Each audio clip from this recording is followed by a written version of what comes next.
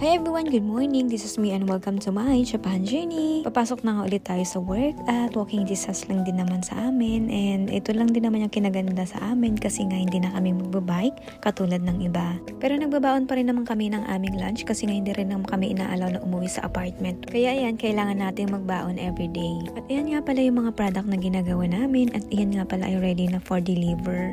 Maraming klase at yung nakikita nyong papel, yan nga pala yung resibo niya. Ayan, nadaling ko nga pala yung aking tumbler sa aking pwesto bago ako pumunta ng park para dun mag-walking kasi nga kailangan nating mag-walking kasi nga baka magalit si Sacho. At kung mahilig ka naman talaga sa nature, talagang ma-appreciate mo tong ganda nito at sakto nga din yung sikat ng araw at makikita mo tong lawa na to. Malinis at wala kang makikitang basura dyan. Kahit laking bundok ako dyan sa Pilipinas, pero pag mga ganito naman talaga yung makikita mong view ay talagang mai-inlove ka naman talaga sa nature. At hindi talaga ako nagsasawa pag tinitignan ko to.